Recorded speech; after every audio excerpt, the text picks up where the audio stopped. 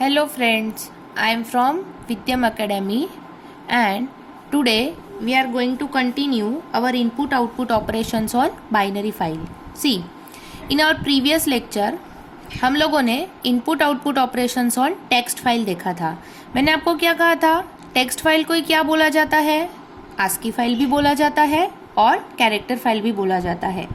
ये आपको खास ध्यान में रखना है कि ASCII फाइल पूछा जाए, टेक्स्ट फाइल पूछा जाए या कैरेक्टर फाइल पूछा जाए, सारी चीज़ें सेम ही हैं. तो हमने उसमें इनपुट ऑपरेशंस और आउटपुट ऑपरेशंस देखे थे. अगर आपको याद हो तो मैं एक बार आपको जस्ट रिवाइज करवा दूँ. तो हमने F print F scan F, put W, get W, उसके बाद पुट सी, गेट सी, ये सारी चीज़ें देखी थी. अब हमें क्या देखना है पता है? तो अब हमें कंटिन्यू करना है कि इनपुट आउटपुट ऑपरेशंस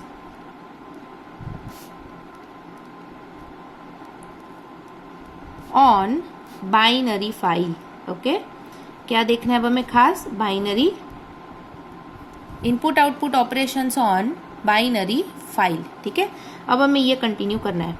अब देखिए, अगर मैं इनपुट आउटपुट ऑपरेशंस की बात करूं तो बाइनरी फाइल में ना 3 इनपुट आउटपुट ऑपरेशंस है. बाइनरी फाइल में 3 इनपुट आउटपुट ऑपरेशंस है. First one is F right, second one is F read and third one is F SEE seek. Clear?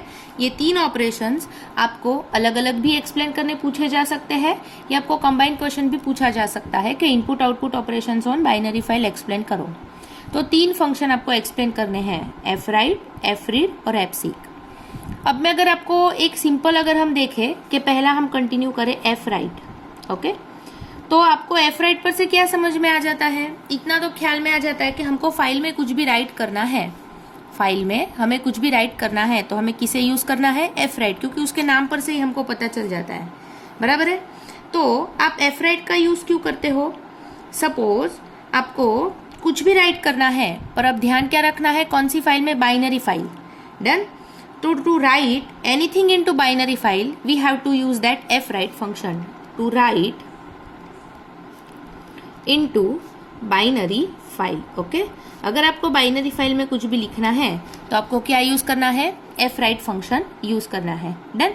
अब हम देखेंगे कि इसका सिंटैक्स क्या है, क्योंकि अगर आपको कुछ लिखना है तो आपको पहले पता तो चाहिए ना कि क्या लिखना है, कहाँ पर लिखना है, वो सारी चीजें आपको प्रोवाइड करनी होगी. तो देखो, इसका सिंटैक्स ऐसा है कि सिंटैक्स में ना 4 आर्ग्यूमेंट यूज किए जाते हैं.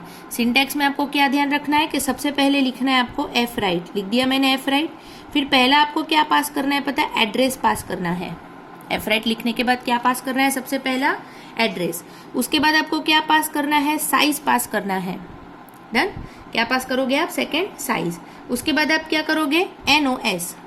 ठीक है, क्या पास करोगे? NOS. ये भी मैं डिटेल में आगे कंटिन्यू करूंगी. और तीसरा आप क्या पास करोगे? Pointer, that is PTR. ये 4 आर्ग्यूमेंट आपको कोई भी बाइनरी फाइल में कुछ भी डेटा लिखना हो तो पास करना कंपलसरी है. कौन से 4 आर्ग्यूमेंट देखे हमने? Address, then size, then NOS and then your PTR. अब देखिए, हम सबसे पहले ये देखेंगे डिटेल में कि व्हाट इज एड्रेस. क्या रहता है हमारा जो फर्स्ट आर्ग्यूमेंट है ना, ये आपका फर्स्ट आर्ग्यूमेंट एड्रेस. तो एड्रेस मतलब क्या होगा? तो एड्रेस क्या बताएगा पता है? Address of data to be return in disk. क्या बताएगा? Address of data to be return in disk. बराबर है? मतलब कि सपोज आपको लिखना है, फॉर एग्जाम्पल कंसिडर करो सी लैंग्वेज. तो सी लैंग्वेज आपको लिखना है तो वो सी लैंग्वेज कहाँ पर है स्टोर्ड किया हुआ? वो जहां स्टोर्ड होगा ना, उसका एड्रेस पहले आपको देना होगा. मतलब आपको कोई भी चीज बाइनरी फाइल में लिखनी है तो आपको देखो कहाँ से प्रिपरेशन रखनी है कि सबसे पहले तो कहाँ से वो डेटा लेना है. तो वो कहाँ पास करना है आपने? एड्रेस. एड्रेस में क्या पास करोगे? Address of data to be return in disk. मतलब जो डेटा आपको लिखना है, फॉर एग्जाम्पल सी लैंग्वेज लिखना है तो उसका जो भी कोई जहां भी वो स्टोर्ड होगा या जो भी कोई उसका एड्रेस होगा, वो एड्रेस आपको पास करना होगा. फिर सेकेंड आर्ग्यूमेंट देखो आपका क्या है. तो सेकेंड आर्ग्यूमेंट आपका साइज. मतलब आप जो डेटा लिख रहे हो ना, जो डेटा आप लिख रहे हो उसका साइज, मतलब size of data, size of data to be return, बराबर है। जो डेटा आपको लिखना है उसका आपको क्या पास करना है, साइज पास करना है कि क्या साइज होगा। सबसे पहले वो कहाँ से आ रहा है, मतलब उसका एड्रेस क्या होगा, फिर उसका साइज क्या होगा, उसके बाद आपका थर्ड आर्गुमेंट क्या है, एनओएस। एनओएस मतलब क्या होता है पता है, number of such type of data. NOS means number of such type of data. Number of such type of data मतलब क्या हुआ कि वो इंडिकेट करेगा कि किस टाइप का डेटा है।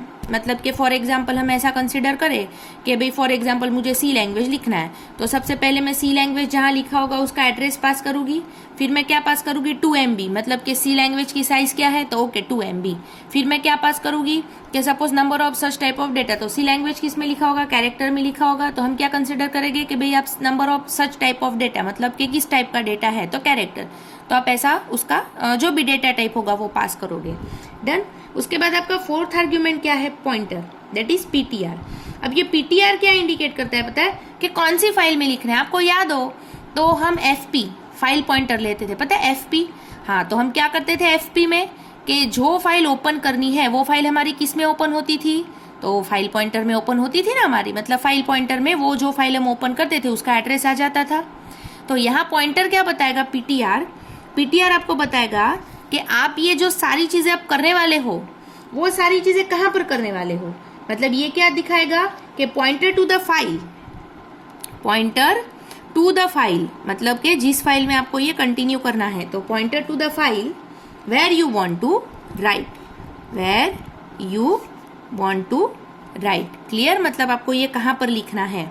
तो एक चीज क्लियर कर लेना है कि बाइनरी फाइल में सबसे पहला हमने जो राइट ऑपरेशन देखा है, तो उसमें मुझे क्या चीजें ध्यान में रखनी है कि 4 पैरामीटर आते हैं राइट ऑपरेशन के अंदर। कौन से, एड्रेस, उसका साइज, उसका एनओएस एंड पीटीआर। एड्रेस मतलब जो डेटा लिखना है वो कहाँ से आ रहा है, साइज मतलब उसका साइज कितना है, एनओएस मतलब किस टाइप का डेटा है, और पीटीआर मतलब फाइल, जो फाइल में आपको राइट करना है ना उसका pointer.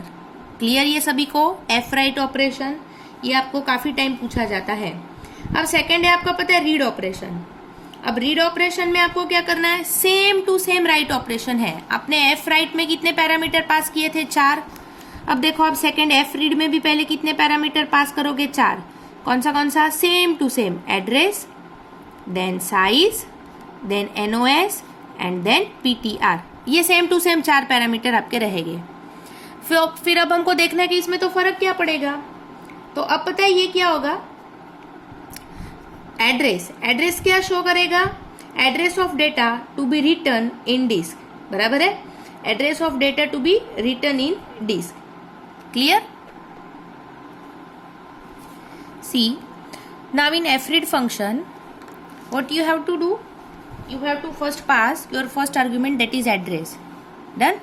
So in address shows that address of data to be read in the disk, means which type of data you want to read, then size of that data which you read. Suppose there is one file, अब उस file में से मैंने क्या पढ़ा, सी language, तो मैंने पहले तो डेटा पढ़ा, उसका आपने एड्रेस दिया, फिर सी लैंग्वेज की जो साइज होगी मैंने जितना डेटा पढ़ा वो, उसके बाद एनओएस मतलब क्या रहेगा आपका कि number of such type of data, मतलब किस टाइप का है वो। कभी हम किसी का मोबाइल नंबर भी पढ़ सकते हैं कोई फाइल में से, तो वो इंटीजर होगा ना।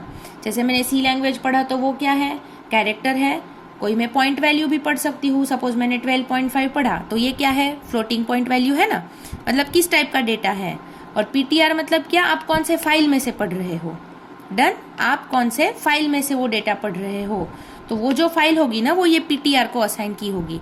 मतलब सेम टू सेम है रीड और आपका राइट ऑपरेशन।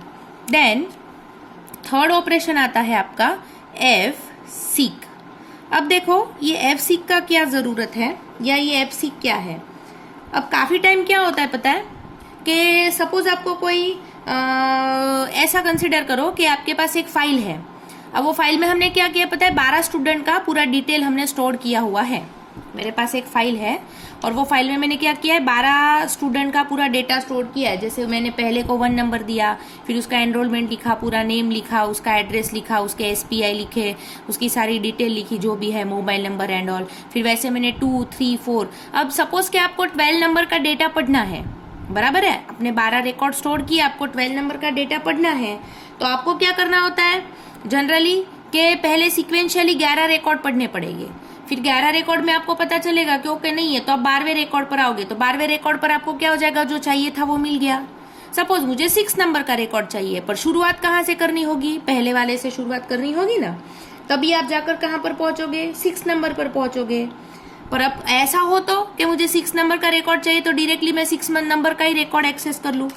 ऐसा भी हो सकता है ना कि सपोज ये मेरे पास एक फाइल है, बराबर है। अब ये फाइल में मैंने क्या स्टोर किया है यहाँ पर कि 1, 2, 3, 4 ऐसे 4 रिकॉर्ड स्टोर किया। मुझे 3 नंबर का ही रिकॉर्ड चाहिए है, तो मैं सीधा 3 नंबर का पढ़ सकूं तो क्या हो जाएगा कि सारे रिकॉर्ड सिक्वेंशियली रीड करने की जरूरत नहीं पड़ेगी। फिर हम सीधा रैंडमली एक्सेस कर सकेंगे 3 नंबर को, तो एक्सेस टाइम हमारा बच जाएगा। वो आप 5 रिकॉर्ड पहले वाले पढ़ो और 6वें नंबर का रिकॉर्ड एक्सेस करो, उसमें जितना टाइम लगेगा, और एक सीधा जहां पर आपका रिकॉर्ड स्टोर किया है वही सीधा डेटा पढ़ लो, तो उसमें टाइम आपको कम लगता है ना, बराबर है। तो इसके लिए हमको ना सी में फाइल में उसने क्या किया है, ये fseek फंक्शन दिया है। अब इसका जरूरत ही ये है, fseek मोस्ट इंपॉर्टेंट इसी के लिए है। fseek क्या कर सकता है, पोजीशन सेट कर सकता है। fseek का यूज क्या होता है कि सेटिंग, खास ध्यान रखना है, फाइल पोजीशन, मतलब फाइल की पोजीशन सेट करने के लिए आप क्या करते हो, fseek का यूज करते हो, बराबर है। पोजीशन पॉइंटर मतलब के पोजीशन पॉइंटर जो रहता है ना आपका, एट स्पेसिफिक बाइट, बराबर है। मतलब आप स्टोर कर दोगे कि भाई 6वें नंबर पर पोजीशन सेट कर दी, तो मैं सीधा 6वें नंबर पर से पढ़ सकूंगी, मुझे पहले वाले चीजों को एक्सेस करने की जरूरत नहीं पड़ेगी। तो अब हमको देखना है कि फिर इसमें ये कहाँ पर होता है। ये फंक्शन तो मैंने आपको पहले बोला कि फाइल के सारे फंक्शन आपके कौन से हेडर फाइल में रहते हैं, stdio.h। stdio.h के अंदर सारे सी के जितने भी आपके फाइल के फंक्शंस हैं वो सारे उसमें स्टोर किए हुए होंगे। तो अब हमको देखना है कि इसका सिंटैक्स क्या होगा। फिर हमको सिंटैक्स देखना पड़ेगा कि ये क्या सिंटैक्स प्रोवाइड करता है आपको, बराबर है। तो देखो इसका सिंटैक्स ऐसा है आपका कि जब आप इसको कंटिन्यू करोगे तो सबसे पहले आपको क्या लिखना है, fseek लिखना है, मतलब पता चलेगा ये आपका स्टार्ट हुआ। अब fseek के आगे आप इंट भी लिख सकते हो, क्योंकि ये तो क्या करेगा, इंटीजर वैल्यू पोजीशन देगा ना, इंटीजर वैल्यू इंट fseek लिखा मैंने, इंट fseek। फिर इसमें क्या आ जाएगा आपका कि सबसे पहले आपका फाइल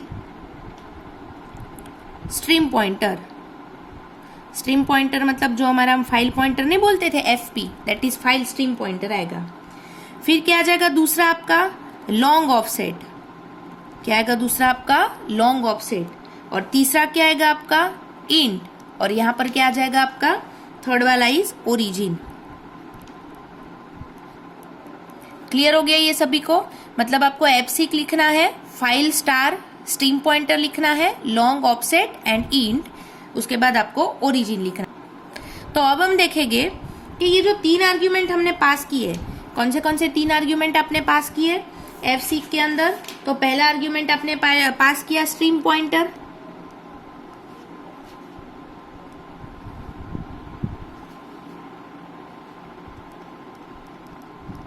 दूसरा कौन सा पास किया आपने यहाँ पर, तो दूसरा आपने पास किया ऑफसेट, और तीसरा आपने क्या पास किया वहां पर, तो तीसरा पास किया आपने ओरिजिन। अब ये 3 इंपॉर्टेंट जो आपने पास किए ना पैरामीटर, अब ये तीनों पैरामीटर क्या है हमको डिटेल में देखना है, ठीक है। तो सबसे पहले क्या करना है कि सबसे पहला देखेंगे हम स्ट्रीम पॉइंटर। स्ट्रीम पॉइंटर मतलब क्या कि जो फाइल में आप पोजीशन इंडिकेट करना चाहते हो, मतलब stream pointer means what, file in which you want to indicate position, बराबर है। मतलब पहला वाला क्या है आपका कि जो आपको पोजीशन इंडिकेट करनी है, वो पोजीशन मतलब आपका क्या हो जाएगा, सबसे पहला दैट इज एफ स्ट्रीम मतलब कि स्ट्रीम पॉइंटर। फिर सेकंड है आपका ऑफसेट। अब पता है ऑफसेट किसको बोलते हैं, तो ऑफसेट मतलब क्या रहता है आपका कि ऑफसेट मतलब आपका क्या रहेगा पता है, पोजीशन इंडिकेटर। पोजीशन इंडिकेटर खास ध्यान रखना है, offset means your position indicator. वो क्या स्पेसिफाई करेगा पता है, number of bytes from origin where the position indicator should place. मतलब कि फॉर एग्जाम्पल मैंने एक लिखा है, सपोज करो कि मैंने ऐसा लिखा है इंडिया, लिखा मैंने इंडिया, तो मैंने पॉइंटर कहाँ पर दिया पता है, मैंने यहाँ पर 3 पर दिया। इसका मतलब क्या हो गया, ओरिजिन से कौन सा नंबर हुआ इसका, 1, 2 एंड 3rd नंबर हुआ पोजीशन इंडिकेटर के, मतलब यहाँ पर कंटिन्यू करना है, बराबर है। तो वो ऑफसेट बताएगा कि आपको कहाँ पर प्लेस करना है, क्या कंटिन्यू करना है। और उसके बाद क्या है आपका ओरिजिन। ओरिजिन मतलब क्या होता है पता है कि ओरिजिन पोजीशन। ओरिजिन पोजीशन मतलब अब कभी कभी ऐसा होता है कि मैंने इंडिया लिखा है, तो देखो यहाँ पर क्या हो जाएगा, कभी ऐसा भी होगा कि ये पोजीशन स्टार्टिंग में ही होगा, तो ये क्या हुआ, सेट मतलब start of the stream, India का स्टार्टिंग। 3 चीजें आती है ओरिजिन के अंदर, क्या आता है आपका, 3 चीजें आती है। कौन सी 3 चीजें आती है आपकी, तो पहला आता है आपका SEE की सीक सेट, दूसरा आता है आपका सीक कर मतलब के करंट, एंड तीसरा आता है आपका सीक एंड। ये 3 चीजें आती है। इसका मतलब क्या हुआ, सीक सेट, सीक करंट और सीक एंड। इसका मतलब क्या, सीक सेट मतलब क्या हुआ कि अगर स्टार्ट ऑफ द स्ट्रीम है तो सीधा सीक सेट लिख दो, पोजीशन दिखाने की जरूरत ही नहीं पड़ेगी। पोजीशन तो दिखानी है पर सीधा सीक सेट लिख सकते हो ना आप। सीक सेट से क्या पता चल जाएगा कि ये स्टार्ट है। सीक करंट मतलब क्या हो गया, अब इन बिटवीन है कहीं, तो क्या कर दोगे आप कि आपको करंट पोजीशन बतानी है कहाँ पर है, तो आप बता दो करंट पोजीशन, बराबर है। और एंड मतलब लास्ट वाला बाइट है सपोज मेरा, तो ये क्या बताएगा आपका एंड, मतलब कि मुझे ए डिनोट करना है, तो मैं उसकी पोजीशन भी दूंगी 1 2 3 4 5, और 5 के साथ मैं यहाँ पर क्या सेट कर दूंगी ओरिजिन में, तो सीक एंड।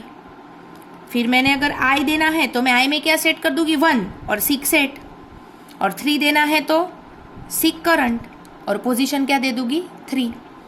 मतलब जो हम रिकॉर्ड सिक्वेंशियली एक्सेस करते थे जिसमें हमको बहुत टाइम लगता था, तो वो सिक्वेंशियली एक्सेस ना करने पड़े, इसीलिए सीक मतलब उठाओ, कहाँ पर रखना है सीधा रख दो, बराबर है।